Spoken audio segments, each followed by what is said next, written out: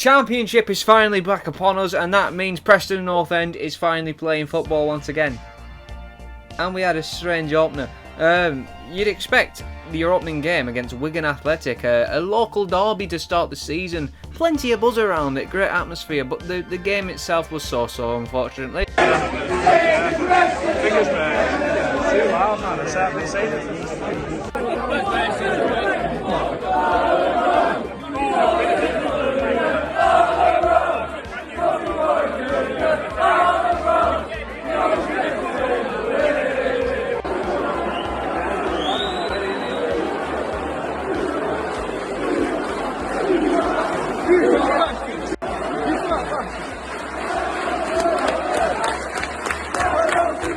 So let's take a look at some stats, shall we?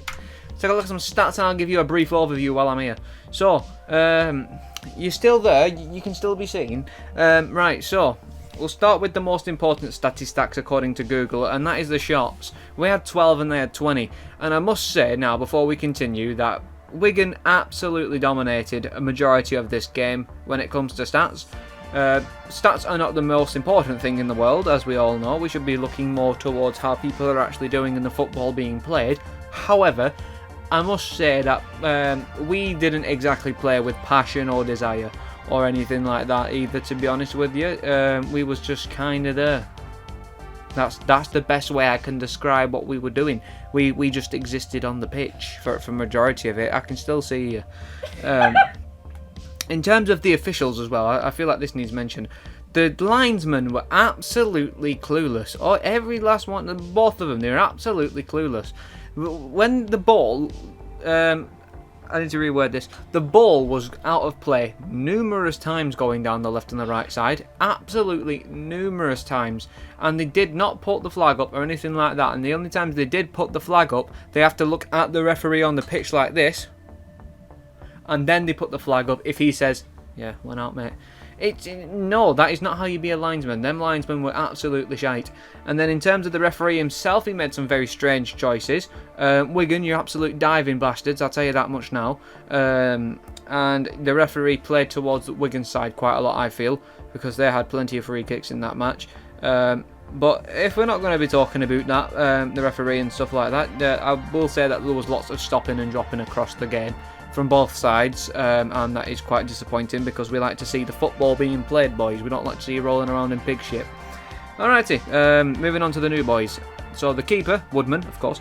I don't really think he was challenged in this match, to be honest with you. The shift that he put in was a good shift.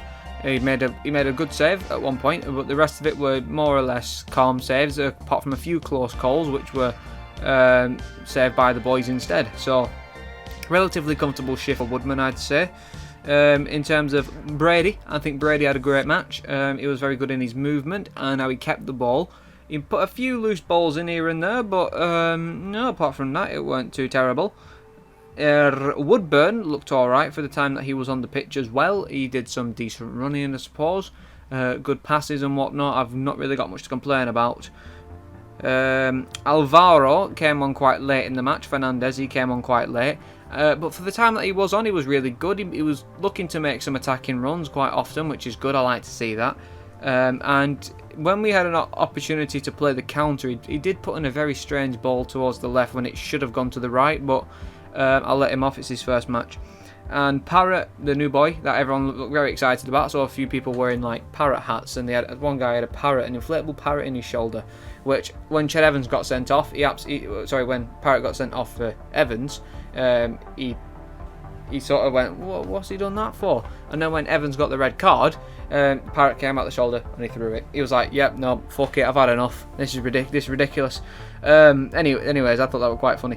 But Parrott, yeah, he played well, a few chances here and there. And it's good to see that he were getting these chances. We just lacked the cutting edge, of course. Most of our shots went over the bar. As you can see, we had 12 shots. I'd probably say about 6 of them went over the bar. 2 of them were on target though, which is okay. It's a decent ratio, I suppose. What's 2 divided by 12? That, just out of curiosity, let's get some percentages going on, shall we? I'm not a math man, but you know, 2 divided by 12, so approximately 0.166666667 of our shots were on target, which let's just call it 0.17%. Not a fantastic ratio, but yeah, it is what it is, I suppose. And then this one, I should know this. It's 0.25, isn't it? I'm just going to double check so I don't look like a knob when I say it. If I can type it properly. Yeah, 0.25. So a quarter of their shots are on target, which is good. Good ratio for them. As you can tell, dominant in the attacking. Possession-wise, we fell behind just a little bit, and when we had possession, sometimes it felt like we give it away too easily. But then when we kept it, we really did try to keep it. So I can't complain. They had 10 more passes than we did. Again, not a massively influential figure, I suppose. Accuracy of the passes, roughly the same once more. We had basically almost double the amount of fouls, and that was, I think, necessary based on the style of football they were trying to play. And even though I'm complaining about the referee giving some stupid choices, and we had double the fouls, it makes me sound like a bit of an asswipe, but allow me to elaborate for a moment, please. I do think that the fouls that we gave in, most of the time, they weren't exactly punishable. Our tackles, I don't think they were punishable half the time, to be honest with you, but it is what it is again. 3 yellows, 1 red, unlucky. 9 fouls, 2 yellows, no reds. We had 1 offside, and they had 7 corners to our pitiful 4. Their corners didn't exactly look strong, however, so I'm not too bothered about that, to be honest with you. In terms of some other things I have to say about a few other players, Liam Lindsay, even though he's not my favourite player in the world, he is absolutely crucial in this match because he blocked a hell of a lot of shots. And he actually did try to be a defender, but when he tried to play that ball outwards to other people or tried to pass the ball, there were some very strange passes and often led to the possession being lost, which was a shame. Of course, we've got to talk about Starman Ched Evans and his red card. He only came on. What minute did Evans come on? Will it tell me on here? Ched Evans. No, it's not going to tell me when he came on. Is it going to? You're going to tell me? Oh, no, it's just going to tell me about Troy Parrott. Right, I can't remember when Evans came on. He probably came on around the 70th minute, if I was to have a guess. So he were only on the pitch for about 10 minutes, maybe even 5 minutes, and he got a red. In all fairness, it was very clumsy. However, Gaffer since had his post-match interview, and he said that both of them, obviously they both collided, but Evans was red carded because apparently his knee was seen going into the chest of the other player despite them both going over. But the falling over part, apparently they both slipped, they lost the footing, which I think ref must have thought one or the other took the other one down. I'm not entirely sure what went on, to be honest with you, but it's a red card. I'm not going to look too deep into it, of course, because like you say, it's something that we couldn't have avoided. It's the referee's choice completely. However, like I said, Ched Evans was a massively influential figure during the pre-season, and I think he could continue to be that in this season. So it's unfortunate we're going to lose him for 2 games, but it is what it is. I've said that too many. Drinking games. Have a drink every time I say it is what it is in this video. Other players, we've got Daniel Johnson. Of course, DJ, been with us a very long time, as what a lot of people know. But in this game, he tends to have a lot of influence in the games that he plays. He's a very influential player, excuse me. But in this game, I think he sort of lacked that. He was just sort of another midfielder, but he didn't put in as great as a shift as Whiteman. Potts surprisingly made very little impact in the game. And when he was taken off and Brown was forced to be moved into the right wing-back position, after Potts was taken off, Brown made little influence as well, and he had to be extra cautious anyways because he was already on a yellow card at that point. So putting Brown in left wing back on a yellow card, right wing back on a yellow card, probably not the greatest of ideas because he was a bit too cautious and it led to a few balls being put in. So that's a shame.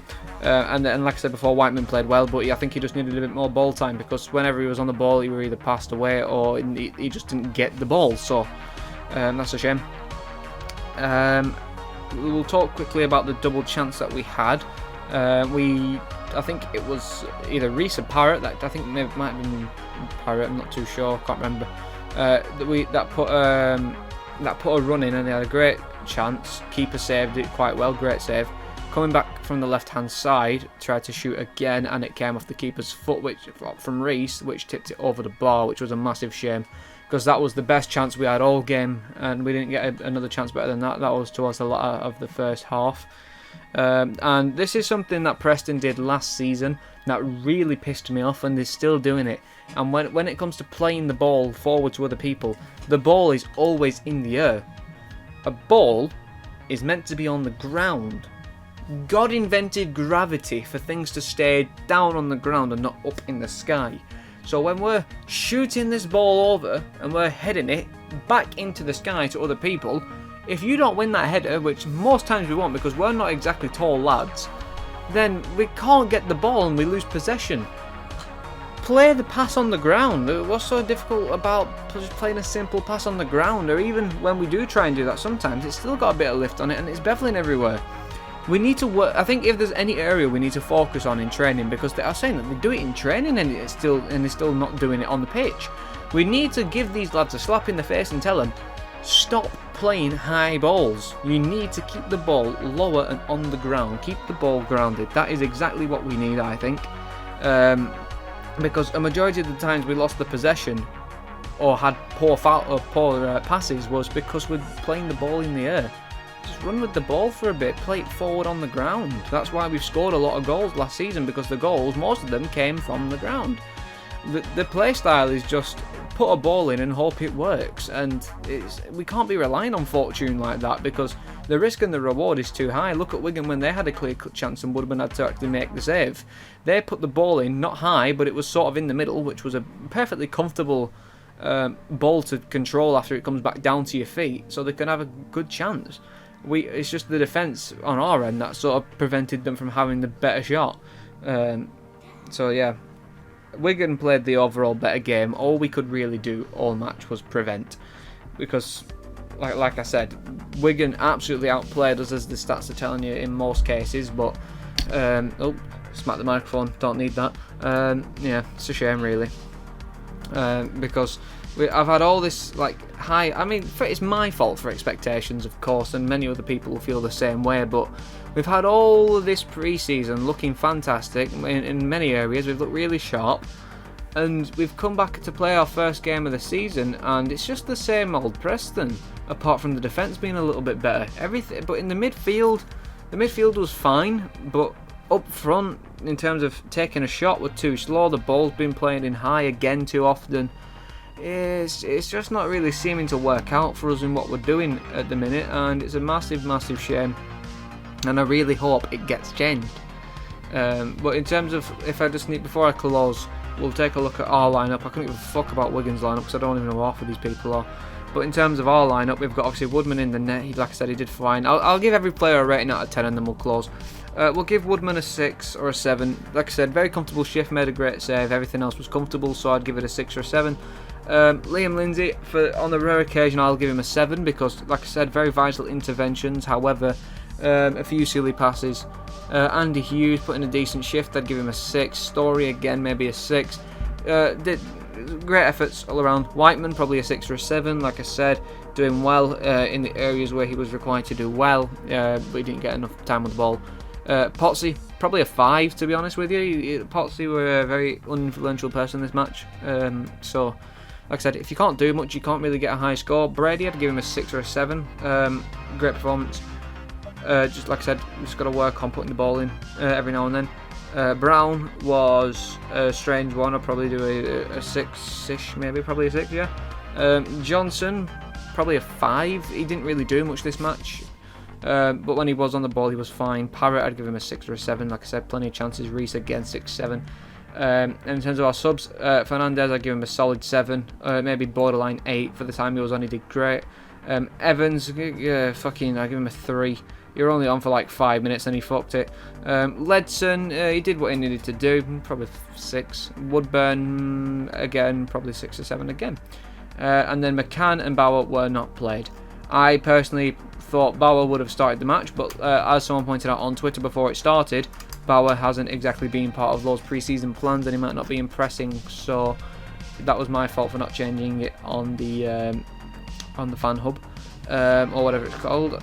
And McCann, again, same problem with McCann as last season. The lad's getting not enough game time to show what he can do, apart from in pre-season. And he had a great pre-season, but clearly he didn't fit into this lineup. There's too much competition in the midfield. and he does not play fucking wing back. So yeah, that's basically the match summary of North End versus Wigan Athletic. Not a terrible way to start the season, like I said, point to point, but like I said, we've still got so many problems from last season that have carried over, that they look like they haven't even touched on. And if we're meant to be playing attacking football, this was a pretty horrendous effort at producing attacking football. So hopefully when we play Hull next week, it'll be a lot better, and I can provide a better match report. So thank you all for listening in. Go enjoy your night. You've probably just finished watching the community. You probably just watched the Community Shield or something. Haaland is fucking ridiculous. How's he missed that shot? If you don't know what I'm talking about, please look it up. But yeah, go and enjoy yourself. Watch the EFL highlights or some shit. I'm skedaddling.